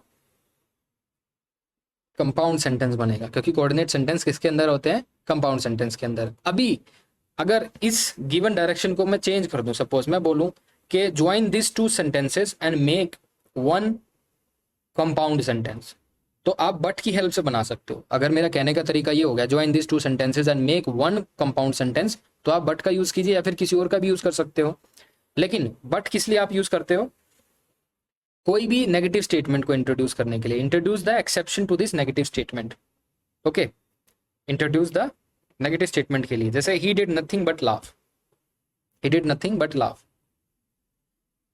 नेगेटिव स्टेटमेंट से एक्सेप्शन इंट्रोड्यूस करने के लिए। What is the negative statement here, he did nothing, negative है, बट लाफ, बट के बाद जो भी हमने लिखा है वो क्या हो गया, वो दूसरी क्लोज होगी। देखो लाफ वर्ड का जो वर्ब है, इस वर्ब का सब्जेक्ट है ही, अंडरस्टूड है, रिपीट नहीं किया हमने। अगर आप यहाँ पे लिखोगे ही did nothing but he laugh, तो ये ठीक होगा, उसमें कोई भी वो परेशानी वाली बात नहीं है। देखिए लाफ यहाँ पे ही did nothing but laugh, I think ये इसके अंदर ईडी होना चाहिए था लाफ्ट, लेकिन यहाँ पे थोड़ा सा मुझे लग रहा है कि प्रॉब्लम है इसके अंदर। लेकिन यहाँ पे देखिए laughed is change to infinity form, उसको इन्फिनिटी फॉर्म के अंदर चेंज कर दिया है laughed to fit the new structure, तो इसको हमने एज एन इन्फिनिटिव यूज किया है to show the purpose. Okay right. Next is the evil practice will continue if the government does not adopt stringent measures. आपको use क्या करना है, unless का यूज करना है, राइट। अनलेस क्या है, दोबारा से सबऑर्डिनेट कंजंक्शन है, मैं दोबारा इसको रिपीट नहीं करूंगा, समझ में आ गया होगा। अनलेस के साथ जो कंडीशन लिखते हैं वो कंडीशन अगर फुलफिल होगी तो दूसरी चीज होगी, जैसे unless the government adopt stringent measures the evil practice will continue. Okay next is he was allowed to go so that he might see his ailing mother. Use क्या करना है आपको, in order that, in order that का आपको use करना है। In order that क्यों use करते हो, to show some sort of intention, purpose. In order that आप किस लिए यूज करते हो, पर्पस के लिए। तो जब आप पर्पस के लिए यूज करोगे, राइट, पर्पस के लिए यूज करोगे, इस केस में आप देखिए, इस केस के अंदर he was allowed to go so that he might see his ailing mother. What is the purpose, allowed to go or see his ailing mother. अगर आपको समझ में आ गया होगा इतना, तो उसके बाद आप वही चीज लिखोगे, जैसे in order that he might see his ailing mother, that is the purpose, this is the purpose. तो पर्पस हमने उसके बाद लिखा है, बाकी सेंटेंस जो होगा सेम रहेगा। Next is the boulder was too heavy for the old man to carry. यहाँ पे आपको रिमूव करना है टू। जब आप टू रिमूव करोगे तो लिखोगे क्या, या तो आप टू को रिप्लेस करोगे सो के साथ, फिर दैट कंजंक्शन लिख दोगे, या तो ये वाला लिखिए, या फिर आप एनएफ का भी यूज कर सकते हो, right. The boulder was enough, heavy enough not to be lifted by the old man, या तो आप इस हिसाब से लिखोगे। अदरवाइज जो इसका दूसरा तरीका वो ये रहेगा, the boulder was heavy for the old man to carry. Okay जैसे आपने टू को रिप्लेस किया, the boulder was heavy for the old man to carry. अगर आप इसको ऐसे नहीं लिखना चाह रहे हो, आप टू को रिप्लेस करके सो दैट वाली चीज लिखना चाह रहे हो, तो आप ये लिख सकते हो, the boulder was so heavy that it can not B lifted by the old man. It can not B, it can not B, it can not be carried by the old man. Okay तो ये आप लिख सकते हो, क्या लिख सकते हो, the boulder was so heavy that, it क्यों यूज किया मैंने, बोल्डर के लिए यूज किया, अंडरस्टैंड। इट क्या है, इंट्रोडक्टरी, इट क्या है, इंट्रोडक्टरी सब्जेक्ट है जो कि मैंने बोल्डर के लिए यूज किया है। The boulder was so heavy that it can not be carried, passive बना दिया है मैंने, बाय ओल्ड मैन, क्योंकि बी कैरिड, बोल्डर उसका सब्जेक्ट नहीं हो सकता, मतलब सब्जेक्ट तो है, डूअर नहीं हो सकता, राइट। डूअर कौन है यहाँ पे, ओल्ड मैन, तो इसलिए हमने इसको पैसिव बना दिया है। और सो दैट को अगर आप यूज करना हो तो ऐसे यूज कर सकते हो। Next is he was in Delhi, he did not meet his friend. आपको यूज करना है दो, दो क्या है, कंजंक्शन, और ये कंजंक्शन है, इसके साथ जो भी आप क्लोज लिखोगे वो क्या होगी, फॉर अ कॉन्ट्रास्ट, दोनों के बीच में कॉन्ट्रास्ट दिखाने के लिए हम वहां पे दो का यूज करेंगे, राइट। तो एक कॉन्ट्रास्ट पैदा करने के लिए आप क्या लिखोगे, इसके साथ कोई ना कोई ऐसी कंडीशन लिखोगे, though he was in Delhi he did not meet his friend, right. Though he was in Delhi he did not meet his friend. तो दो किस लिए यूज होता है, कॉन्ट्रास्ट पैदा करने के लिए दोनों आइडियाज के बीच में। अब दोनों आइडियाज के बीच में कॉन्ट्रास्ट पैदा करना है, तो पहला आइडिया जो था, though he was in Delhi he did not meet his friend, तो पहली कंडीशन ये थी, was in Delhi, despite being in Delhi, वो नहीं मिला उससे अपने फ्रेंड से, तो ये कॉन्ट्राडिक्शन पैदा करने के लिए होता है। Next is I landed at the airport, it started raining. Sentence आपको नो सूनर से लिखना है, मुझे नहीं लगता मुझे इसको एक्सप्लेन करने की जरूरत है। नो सूनर क्या हो गया, एडवर्ब, और सेंटेंस की स्टार्टिंग किससे हो रही है, एडवर्ब से हो रही है। जब आप इसको एडवर्ब से स्टार्ट करोगे तो आपको समझ में ये आना चाहिए, ये इन्वर्टेड फॉर्म का हो जाएगा, inverted form of verb and subject. जब आप inverted form of verb and subject लिखोगे तो ये आपको समझ में आ जाना चाहिए कि इसके अंदर आप या तो सब्जेक्ट से पहले ऑक्सिलरी वर्ब का यूज करोगे, फिर आप मेन वर्ब का यूज करोगे, फिर सेंटेंस को कंप्लीट करोगे। तो ध्यान से देखो, हमने क्या किया, no sooner had I landed at the airport then it started raining. अगर आप यहाँ पे हैड लैंडेड की जगह डिड लैंड भी लिख दोगे, did I land at the airport, तो भी ठीक होगा, समझ गए, तब भी ठीक है, ऐसे भी ठीक है। Next question is India can change. देखो इसमें दोबारा से अनलेस की कंडीशन आपको दी गई है, अनलेस के साथ जो भी कंडीशन लिखो वो ऐसी कंडीशन लिखना कि अगर वो फुलफिल होगी तो मेन क्लोज वाली जो चीज है वो हो सकती है। जैसे अनलेस लिखा यहाँ पे, unless education reach to all, this is a condition, India can not change, जब तक वो ये जो कंडीशन कंप्लीट नहीं होती तब तक ये नहीं होगा, इसका मतलब ये है बस। तो देखो अब जो है क्वेश्चंस रिपीट हो रहे हैं, मैं इनको नहीं पूरा करूंगा, ये आप लोगों के लिए क्या है, this would be your homework. हालांकि ये जो पीडीएफ है टोटल, अगर आप Telegram channel tag CPF search करोगे तो आपको पूरी पीडीएफ का सॉल्यूशन वहां पे मिल जाएगा। तो अब मैं क्या करूंगा, सभी क्वेश्चंस को बाईपास करूंगा, सिर्फ उन क्वेश्चंस को सोल्व करूंगा जो सीपीएफ एग्जाम में आए थे। ये सारे किसके हैं, सिविल सर्विस एग्जाम और इंडियन फॉरेस्ट एग्जाम। चलिए, इसके अंदर इन ऑर्डर यूज करना है, इसके अंदर टू यूज करना है, इसके अंदर अगेन टू यूज करना है, इसके अंदर नीदर यूज करना है, इसके अंदर डिस्पाइट यूज करना है। मैं क्या करता हूं, आपको फटाक से इन सभी का आंसर दिखाते हुए चलता हूं।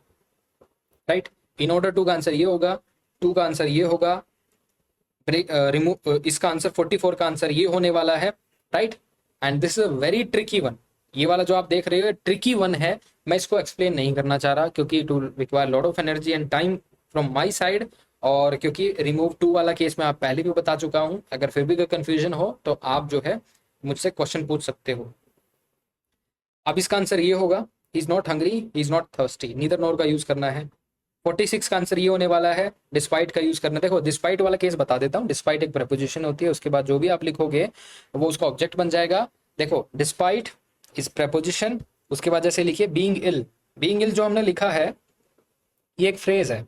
Okay, despite being ill he came to the school. Okay, despite के साथ जो भी हम लिखेंगे ये भी कॉन्ट्रास्ट पैदा करता है मेन स्टेटमेंट में जो भी हुआ है। कॉन्ट्रास्ट के लिए डिस्पाइट को हम यूज करते हैं। नेक्स्ट इज 47, इसके अंदर टू का यूज करना है। 48 के अंदर एज फार एज कंजंक्शन का यूज करना है। Remove to again no matter adverb होता है, inverted form of verb use करना पड़ेगा। सो दैट कंजंक्शन होता है, सो दैट का आप यूज करोगे। हाउ, हाउ अगेन क्या होते हैं, एक्सक्लेमेटरी सेंटेंस आपको बनाना है। हैड का आपको यूज करना है, दोनों सेंटेंस को ज्वाइन करके combine into one sentence beginning with had. जब आप हैड से शुरुआत करोगे, दिमाग में समझ जाना चाहिए ये क्लोज्ड कंडीशनल का क्वेश्चन है, और या तो आप इसको थर्ड कंडीशनल बोल सकते हो या फिर क्लोज कंडीशनल बोल सकते हो। अगर आपको बोला गया हैड से शुरुआत करनी है तो हैड प्लस वर्ब की थर्ड फॉर्म किसके अंदर यूज होगी, एक क्लोज के अंदर। दूसरी क्लोज के अंदर क्या यूज होगा, would could plus have plus verb की थर्ड फॉर्म यूज होगी। देखिए इसके अंदर would have plus had, would have had, ये थर्ड फॉर्म तो दे ही रखी है ऑलरेडी। आपको क्या करना है, एक के अंदर हैड प्लस वर्ब की थर्ड फॉर्म यूज करनी है। किसके साथ, कंडीशन किस में लगाओगे, I could have finished the work but I would have not had to go out early.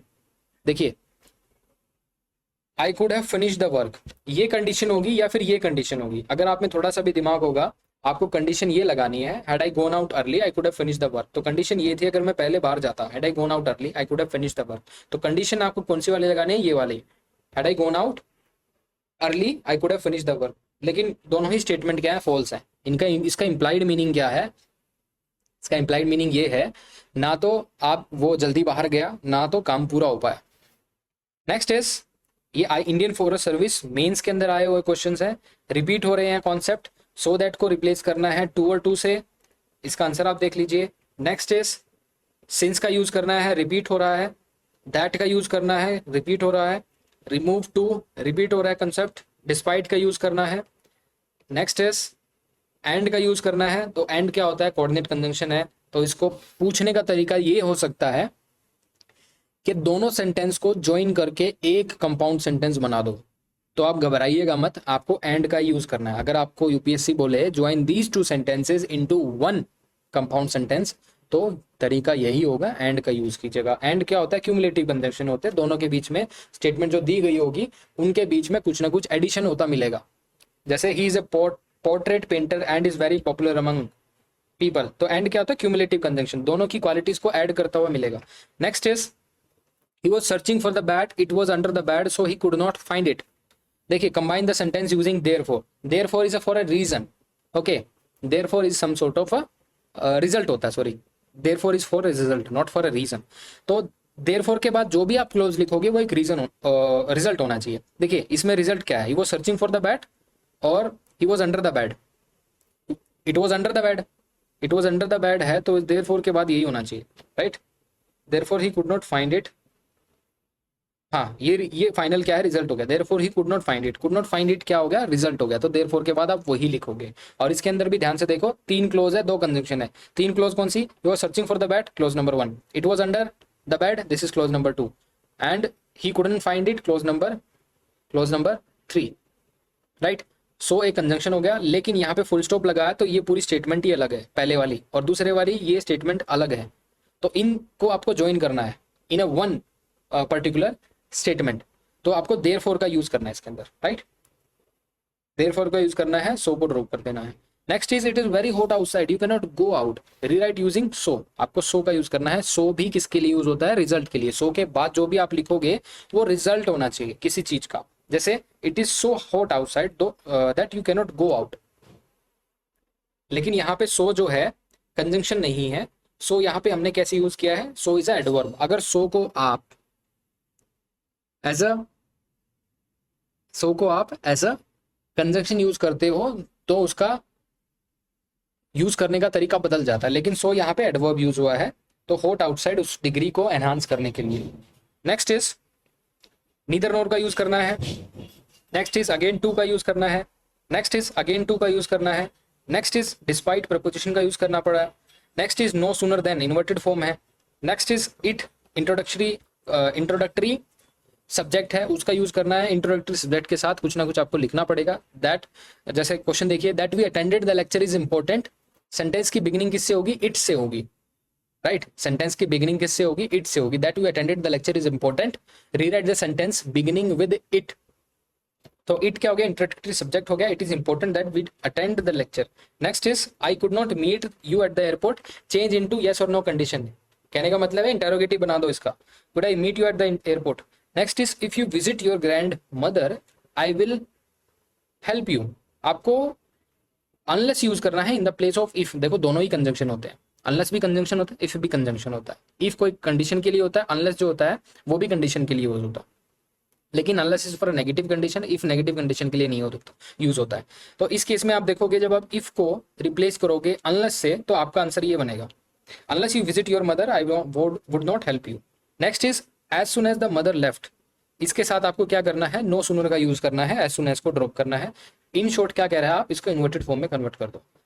Next is unless का यूज कीजिए, इफ को रिप्लेस करिए, वही है, क्वेश्चन रिपीट हो गया। नेक्स्ट इज सीएपीएफ के क्वेश्चन आ चुके हैं। ये 10-12 क्वेश्चन है, ये मैं आपको कराता हूं अच्छे से, ध्यान से देखो। आप क्वेश्चन है आपके सामने, as soon as she reached her home the messenger arrived, use no sooner than. आपको नो सूनर देन का यूज करना है। नो सूनर देन क्या हो गया? No sooner is an adverb, than a conjunction हो गया। तो एज सुन एज के कंजंक्शन है, उसको ड्रॉप करना पड़ेगा, उसकी जगह हम देन यूज कर लेंगे। अब आप क्या करोगे? नो सूनर को सबसे पहले लिखोगे सेंटेंस के अंदर, फिर उसके बाद क्या लिखोगे? एक ऑक्सिलरी वर्ब, फिर सब्जेक्ट लिखोगे। तो सिंपल सी बात है, no sooner had she reached her home than the messenger arrived. मैंने इसको पास्ट परफेक्ट टेंस के मदद से इसको चेंज कर दिया। नो सूनर के बाद मैंने क्या लिखा? Auxiliary verb. शी रीच्ड, ये होगी हमारी, रीच्ड क्या होगी? वर्ब की third form. Her home than the messenger arrived. अगर आप इसको ऐसे लिखना चाहो, no sooner did she reach her home than the messenger arrived, it is also correct. Next is he is so clever that he can not be trusted. आपको इसके अंदर to और टू का यूज करना है। अब जब आप टू और टू का यूज करोगे, सो और दैट आपको रिप्लेस करना पड़ेगा। ही इज टू क्लेवर, क्या होगा? He is too clever to be trusted, या तो आप इसको ऐसे लिखिए, is too clever to be trusted, right. Is too clever to be trusted, आप इसको ऐसे लिख सकते हो, तो सिंपल हो जाएगा।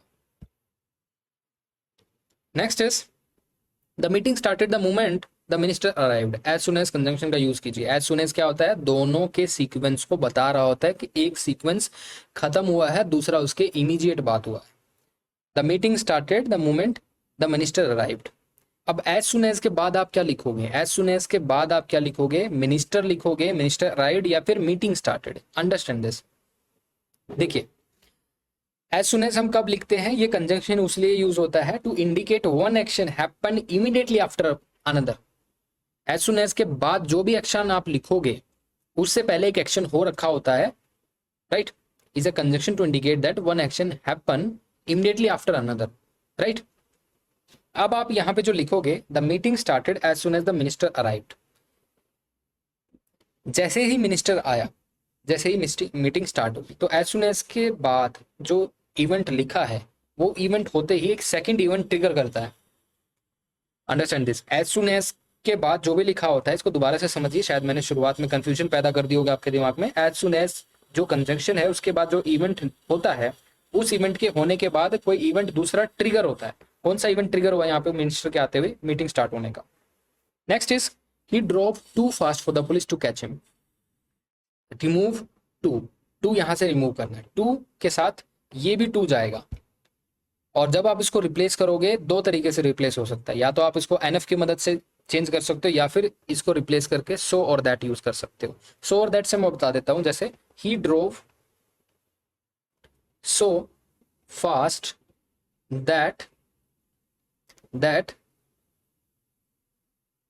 The police could not catch him, या तो आप ऐसे लिखिए he drove so fast that the police could not catch him, right, could not catch him, understand this. और दूसरा तरीका दैट के बाद मैं ये भी लिख सकता हूं he drove so fast that he could not be caught by police, ये भी ठीक है। अगर मैं यहाँ पे लिखना चाहूँ the police could not catch him, ये भी ठीक है। और मैं अगर यहाँ पे ये लिखना चाहूँ he drove so fast that he could not be caught by the police, ये भी ठीक है। और तीसरी जो चीज है इसको लिखने की वो ये है एनएफ का यूज करके, he drove fast enough for the police not to catch him, he drove fast enough for the police not to catch him. The book may be in the bag, it may be in cupboard, join the two sentences using either or. दिमाग की बत्ती जली होगी, either और के बाद क्या लिखोगे? सेम रैंक के structure, subject subject, object object, verb verb, adjective adjective. इस केस में देखिए आप क्या लिखना चाहते हो, the book may be in the bag, it may be in the cupboard, right. तो आप यहाँ पे जो लिखोगे it should be an object, the book may be either in the bag और इन द कबर्ड, तो ये ऑब्जेक्ट हो गया, एक प्रेपोजिशन फ्रेज होगी। इन the bag preposition phrase, in the cupboard preposition phrase, और इधर के बाद भी वही है और के बाद भी वही है। Next is the cushion do not match the couch, the curtain also do not match the couch. Sentence combine करना है with the help of neither nor, okay. Neither nor के बाद जो भी लिखोगे वो सेम रैंक का होना चाहिए।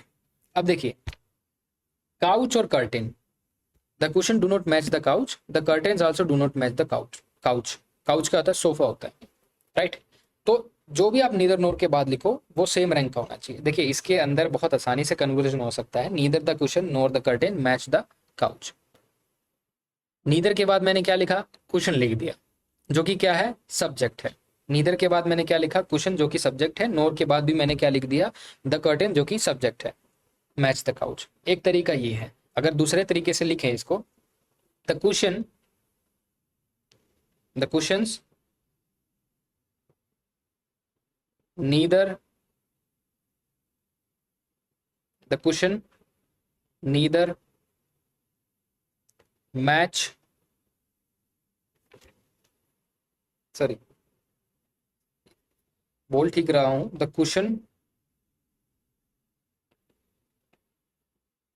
Cushion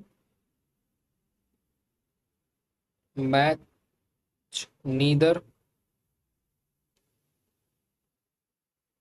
couch nor curtains, right. आप इसको ऐसे भी लिख सकते हो, the cushions match neither couch nor curtains, तो ये आपका ठीक हो जाएगा, ऐसे भी ठीक हो जाएगा। Next is Anil plays football in the evening, he goes for swimming in the morning. आपको जो सेंटेंस है कंबाइन करना है नॉट ओनली बट आल्सो से, right, not only but also. अब ध्यान से देखो, नॉट ओनली बट आल्सो से आप इसको जब ज्वाइन करोगे, इसके अंदर दो सेंटेंस है। Anil plays football in the evening, he goes for swimming in the morning. Not only but also क्या है? कोरिलेटिव कंजंक्शंस है, सेम रैंक के स्ट्रक्चर्स को ज्वाइन करेगा दोबारा। तो नॉट ओनली के बाद जो भी आप लिखो बट आल्सो के बाद भी वही लिखना है। नॉट ओनली के बाद आपने लिखा है प्लेज फुटबॉल, प्लेज क्या है? वर्ब है, बट आल्सो के बाद भी गोज लिखा है जो कि वर्ब है। So Anil not only plays football in the evening but also goes for swimming in the morning, right.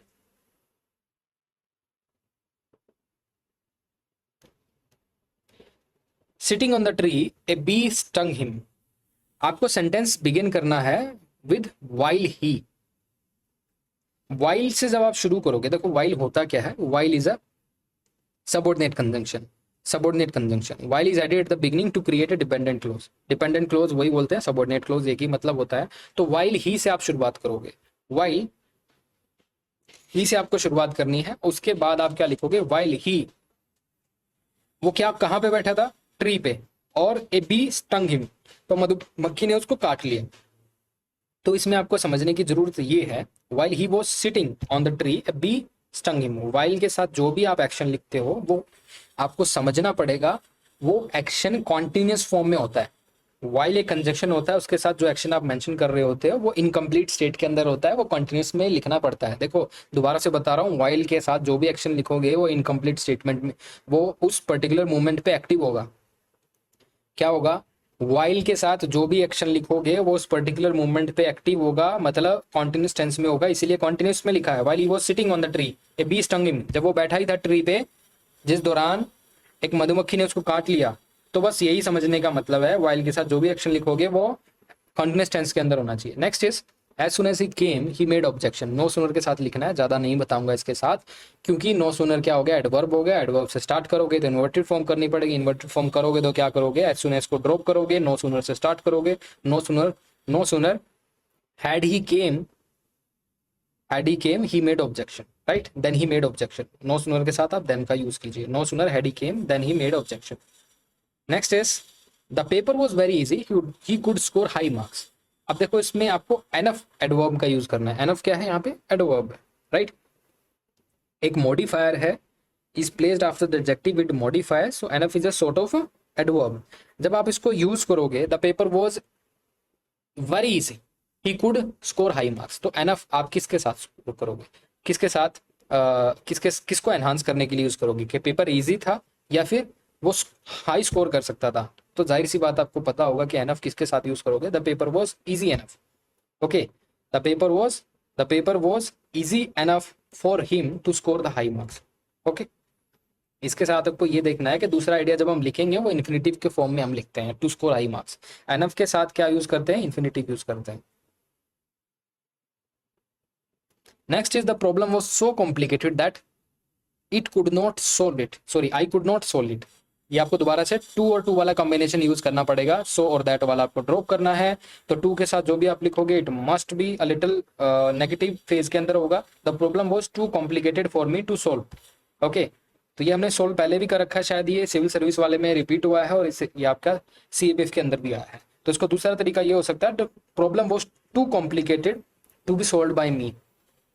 Next is the tutor has come he will teach my son, दोनों sentence को आपको join करना है using to, ये single वाला to है, right.